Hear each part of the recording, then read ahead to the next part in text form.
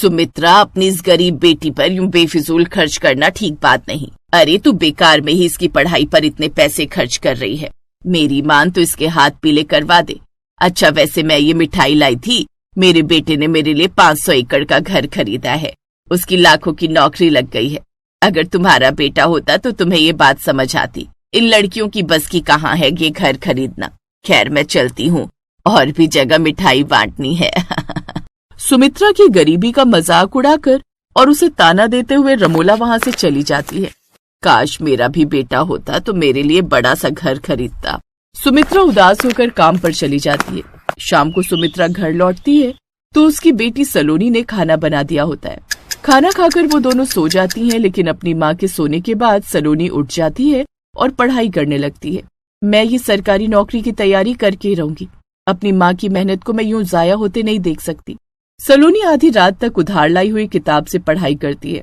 वो अपनी सहेलियों से उधार किताब मांग कर लाती और रात रात भर उनसे नोट्स बनाती। और जब कभी बिजली का बिल ना भरने की वजह से उनकी लाइट चली जाती तो वो मोमबत्ती की लाइट में बैठकर पढ़ती। ऐसे कुछ दिन बीत जाते हैं और जिस दिन वो सरकारी नौकरी का एग्जाम देने निकलती है तो रमोला का बेटा सूरज उस पर हंसने लगता है। अरे क्या फायदा ये सब बेकार की मेहनत करने का। वैसे ही तेरी माँ तेरी सरकारी नौकरी की कोचिंग के पीछे अपना सब कुछ बेच चुकी है, लेकिन तू पिछले 2 साल से सरकारी नौकरी की तैयारी कर रही है और हर बार उसमें फेल हो जाती है। मुझे देख कैसे बढ़िया सी कोचिंग ली और दूसरे अटेम्प्ट में ही मैंने क्लियर कर लिया था और सरकारी नौकरी लगते ही अपनी माँ को एक बड़ा सा बंगला गिफ्ट किया। सलोनी बिना कुछ कहे वहां से चली जाती है और एक बार फिर पेपर देने जाती है और कुछ दिनों बाद उसका रिजल्ट होता है। हे भगवान, इस बार मेरा रिजल्ट अच्छा आ जाए। इस बार मैंने खूब मेहनत की है। सलोनी मंदिर जाकर भगवान की पूजा पाठ करके उन्हें प्रसाद चढ़ाती है और फिर अपना रिजल्ट लेने जाती है। लेकिन एक बार फिर वो ये एग्जाम क्लियर नहीं कर पाती और फेल हो जाती है। हम गरीबों के जीवन में क्यों इतने दुख लिखे हैं तूने भगवान। एक मैं हूँ जो दिन रात मेहनत करती हूँ फिर भी फेल हो जाती हूँ, और एक वो सूरज है जो ज्यादातर स्कूल में फेल होता था लेकिन अब उसकी सरकारी नौकरी लग गई और इतने पैसे कमाने लगा है। मुझे तो लगता है ये सरकारी नौकरी मेरे लिए है ही नहीं। अब सलोनी सरकारी नौकरी की तैयारी करना छोड़ देती है और अपने लिए कोई प्राइवेट नौकरी ढूंढने लगती है। उसे एक जगह महीने के 10,000 रुपए में नौकरी लग जाती है, लेकिन उसकी माँ को ये बात पसंद नहीं थी। बेटी 6 साल की थी तू जब तेरे बाबा तुझे छोड़कर चले गए। तब से मैंने अकेले ही तेरी परवरिश की है। क्या क्या सपने नहीं देखे थे मैंने कि तुझे खूब पढ़ाऊंगी लिखाऊंगी, लेकिन एक तू है जो सरकारी नौकरी की तैयारी छोड़कर ये प्राइवेट नौकरी करने लग गई। क्या 10-20 हजार से तू अपने सपने पूरे कर पाएगी? तो आप क्या चाहती हैं माँ? यही कि मेरी बेटी पढ़ लिख कर कोई बड़ा अफसर बन जाए। उस दिन के बाद सलोनी फिर से पढ़ाई लिखाई में लग जाती है। वो नौकरी के साथ साथ अब अपनी पढ़ाई पर भी पूरा ध्यान देती है। वो सुबह जल्दी उठकर पढ़ाई करती, फिर घर के कामकाज निपटाकर बस पकड़कर नौकरी पर चली जाती, लेकिन बस में बैठने के दौरान भी अपनी एक किताब अपने पास ही रखती और उसे पढ़ती रहती। ऐसे ही समय बीता। अब एक बार फिर सरकारी नौकरी के उसने पेपर दिए और इस बार उसकी मेहनत सफल हुई। उसकी सरकारी नौकरी लग गई। क्या मेरी बेटी सच में गांव की कलेक्टर बन गई? हाँ माँ, और सरकार ने हमें एक सरकारी बंगला भी रहने को दिया है। और अब सलोनी की माँ लोगों के यहाँ काम करना छोड़ देती है। साथ ही वो दोनों अब उस बड़े सरकारी बंगले में रहने लगती है। अब सोनम सूरज की सच्चाई का पता लगाती है और उसे पता चलता है कि सूरज जिस नौकरी के दम पर उछल रहा था वो तो उसने पैसे देकर हासिल की है। कहा था ना मैंने, एक दिन तेरी असलियत सबके सामने लाकर रहूंगी। घूस देकर नौकरी हासिल करता है। बड़ा शौक था ना तुझे उड़ने का, लेकिन अब और नहीं। अब तू उस बड़े से बंगले में नहीं बल्कि जेल में सड़ेगा। सोनम उसे जेल में डाल देती है। जब से सोनम कलेक्टर बनी थी तब से उस गांव में गुंडागर्दी काफी कम हो गई थी। और फिर एक रोज ऐसे ही सोनम दिन पर दिन अपने काम को पूरी ईमानदारी से करती रहती। फिर एक रोज सोनम अपनी गाड़ी में अपनी माँ को एक जगह लेकर जाती है। माँ, अपनी आंखें बंद कर लो। अब खोल लो। बूढ़ी सुमित्रा ने जैसे ही अपनी आंखें खोली तो सामने एक बड़ा सा आलीशान महल था। वाह बेटी, ये आलीशान घर तो सचमुच कितना सुंदर है। ये तो बिल्कुल आलीशान महल जैसा लग रहा है। ये तो किसी बहुत बड़े सेठ का लगता है, लेकिन तू मुझे यहाँ क्यों लाई है? माँ, अंदर चलो फिर बताती हूँ। अरे लेकिन यूँ किसी के घर में बिना इजाजत के जाना ठीक नहीं। चलो माँ। सोनम अपनी माँ को अंदर लेकर जाती है, जो कि बहुत ही शानदार बड़ा सा महल जैसा घर था। बेटी, यहाँ तो कोई भी नहीं है। तभी सुमित्रा की नजर सामने लगी अपनी बहुत बड़ी फोटो पर जाती है। साथ ही उस घर को बहुत ही सुंदर तरीके से सजाया हुआ होता है। बेटी ये? माँ, ये इस घर की मालकिन है, इस आलीशान महल की मालकिन। आप जानना चाहती थी ना कि ये बंगला किसका है? ये आपका है, आपके लिए आपकी बेटी की तरफ से एक तोहफा। जन्मदिन बहुत बहुत मुबारक हो माँ। ये सब सुन सुमित्रा की आंखों में आंसू आ जाते हैं और वो अपनी बेटी को गले से लगा लेती है। तभी वहाँ और भी मेहमान आ जाते हैं जिन्हें सोनम ने बुलाया था। सभी सुमित्रा को मुबारकबाद देती हैं। रमोला उससे माफी मांगते हुए कहती है, मैं गलत थी सुमित्रा, बेटियां तो बेटों से भी बढ़कर होती हैं। मेरे बेटे ने धोखे से नौकरी हासिल की और मेरी शहर की जमीन को बेचकर मेरे लिए बड़ी सी जमीन खरीद ली, और मैं सोचती रही मेरा बेटा कितना काबिल है। रमोला उन सबसे माफी मांगकर वहाँ से चली जाती है, जिसके बाद सोनम बाकी सबके साथ मिलकर अपनी माँ का जन्मदिन मनाती है। अब सुमित्रा और सोनम सरकारी बंगला छोड़कर उस बड़े से आलीशान बंगले में रहने लगती हैं।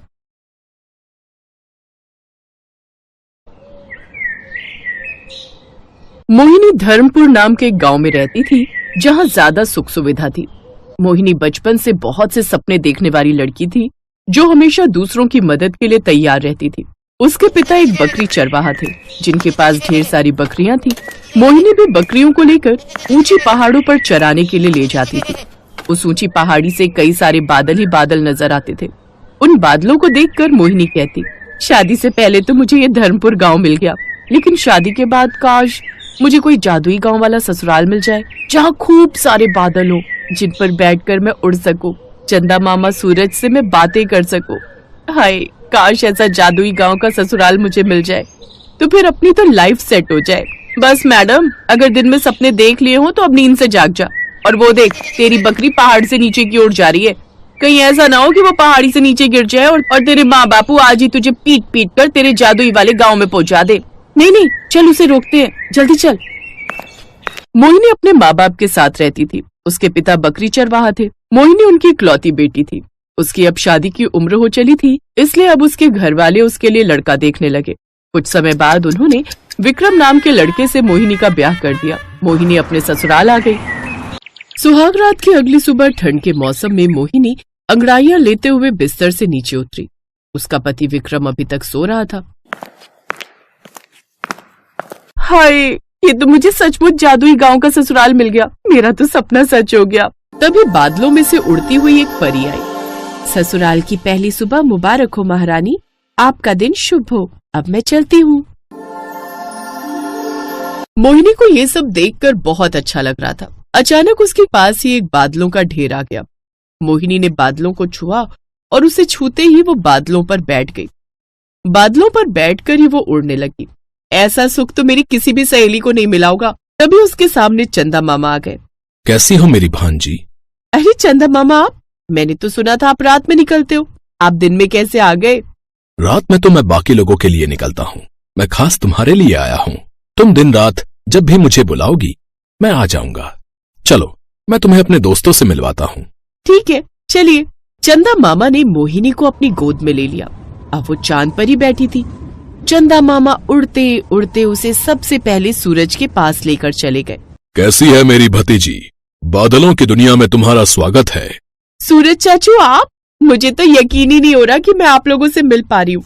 कहीं मैं ये कोई सपना तो नहीं देख रही हूँ? कहीं ऐसा तो नहीं होगा कि अचानक से कुल का पिंड मेरी खोपड़ी पर गिरेगा और मेरी नींद खुल जाएगी? अरे नहीं मोहिनी, ये जीती जागती सच्चाई है। मैं तुम्हारा चाचा हूँ। तुम्हें कोई भी ग्रह परेशान करे तो सबसे पहले मुझे बताना, मैं सबको जलाकर खाक कर दूंगा। चलो मोहिनी, अब मैं तुम्हें अपने बाकी दोस्तों से मिलवाता हूँ। चंदा मामा मोहिनी को लेकर बृहस्पति ग्रह के पास चले गए। बृहस्पति ग्रह के पास पहुंचते ही इतनी तेज तूफान आया कि मोहिनी बादलों सहित अपने बिस्तर पर विक्रम के पास जाकर गिरी। विक्रम, इतनी अच्छी दुनिया में आकर तुम सो रहे हो? पता है, सुबह सुबह चंदा मामा मुझे अपने दोस्तों से मिलवाने ले गए थे। मैं सूरज चाचू से मिलकर आई हूँ। पता है आपको? विक्रम नहाने के लिए झरने के नीचे चला गया। मोहिनी जब अपनी सास के कमरे में गई तो वो पहले से ही नहा धोकर तैयार हो चुकी थी। सासू माँ, मैं आपको जगाने ही आ रही थी, आप तो पहले ही उठ गई। हाँ बहू, हमारे पास बस 2 दिन का समय है इस जादुई गांव में रहने का, इसलिए मैं कोई भी अवसर नहीं गंवाना चाहती। अच्छे से इस जादुई गांव में रह लेती हूँ, फिर तो हमें अपनी उस गरीबी की दुनिया में वापस लौटना ही है। ये क्या कह रही हो सासू माँ? हाँ बहू, तू भूल गई क्या? ठीक है, मैं तुझे फिर से याद दिला देती हूँ। बेटा, हम लोग बहुत गरीब थे, एक टूटी फूटी झोपड़ी में रहते थे। तेरी नई नई शादी हुई थी और बाहर कोहरा गिर रहा था, बर्फ गिर रही थी। सुहाग रात की अगली सुबह जैसे ही तूने घर का दरवाजा खोला, वैसे ही बाहर तेज तूफान आ रहा था। सारे लोग उड़ उड़कर इधर उधर गिर रहे थे, लोगों के घर तबाह हो रहे थे। फिर भी तू बिना डरे उन्हें बचाने के लिए निकल गई। अरे वाह, बाहर कोहरा तो ऐसे गिर रहा है जैसे कि कोई स्वर्ग हो, लेकिन ये क्या? इतनी तेज तूफान में सारे गांव के लोग इधर और उधर उड़े जा रहे हैं, लोगों के घर भी तबाह हो रहे हैं। मुझे सबको बचाना होगा। तभी मोहिनी ने देखा कि एक बच्ची उड़कर नीचे खाई में गिरने जा ही रही थी, लेकिन मोहिनी ने उस बच्ची को बचा लिया और खुद खाई में गिर गई। बचाओ बचाओ, अरे कोई तो मुझे बचाओ। तभी उस खाई में बहुत सारे बच्चे गिरते हुए आए जो मोहिनी के ऊपर ही गिर गए। मोहिनी को काफी चोट लग गई। सारे बच्चे रोने लगे। दीदी, पूरा गांव उड़ गया, हम लोग खाई में गिर गए, अब हम लोग मर जाएंगे ना। नहीं बच्चों, ना ही मैं तुम लोगों को मरने दूंगी और ना ही इस गांव को कुछ होने दूंगी, सबको ऊपर लेकर चलूंगी। मोहिनी ने उन सभी बच्चों को अपनी साड़ी में बांध लिया और धीरे धीरे पहाड़ चढ़ने लगी। तूफान मोहिनी को ऊपर नहीं आने दे रहा था, लेकिन मोहिनी की हिम्मत के आगे वो तूफान भी उसे हरा न सका और अंततः मोहिनी उन बच्चों को बचाकर फिर से ऊपर पहाड़ी पर बने गांव में आ गई। बिटिया, तुमने तो आज वो काम कर दिया जो इस गांव के मर्द भी नहीं कर सके। ये सब देखकर गांव वालों को बहुत खुशी हुई। थोड़ी देर बाद जब तूफान शांत हुआ, गांव वालों, आप लोग जल्दी जल्दी अपने घरों में जाओ और अपने घरों को ठीक करो। मोहिनी, माँ, चलो मेरे साथ। विक्रम, मोहन और उसकी माँ सड़क पर आ चुके थे। उनका घर टूट चुका था। धीरे धीरे रात हो गई और वो किसी जंगल में तंबू बनाकर रहने लगे। विक्रम, हमने तो हमेशा सबके साथ अच्छा किया, फिर हमारे साथ ही अच्छा क्यों नहीं हुआ? उन गांव वालों ने हमारे बारे में सोचा तक नहीं। उन्होंने ये जानने की कोशिश भी नहीं की कि हम कहाँ रहेंगे। ऊपर वाले, क्या यही है तेरा न्याय? तभी वहां पर इंद्रदेव प्रकट हुए। विक्रम, मोहिनी और उसकी सास ने हाथ जोड़ लिए। हे इंद्रदेव, इतना भयंकर तूफान लाने की क्या जरूरत थी जिसमें हमारा घर और परिवार ही उजड़ गया? हे देवी, मैं कुछ भी नहीं करता। जो कुदरत का नियम है स्वयं घटित होता है, लेकिन तुम लोगों ने मुझे प्रसन्न कर दिया। बिना अपनी जान की परवाह किए अपने गांव को बचाया। अब तुम बताओ, तुम्हें क्या चाहिए? आप तो इंद्रदेव भगवान हो ना।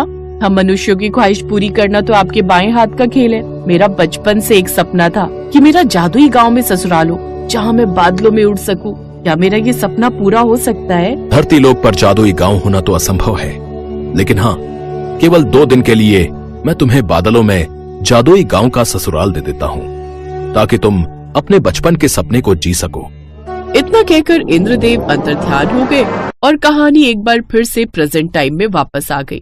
अरे हाँ, मुझे अब याद आया, मैं तो इस जादुई गांव की ससुराल में ऐसा खो गई थी, कुछ याद ही नहीं रहा। उनके घर को इंद्रदेव ने धन दौलत से भर दिया था और घर के बाहर बिल्कुल बादलों जैसा ही माहौल था। तभी वहाँ पर इंद्रदेव आ गए।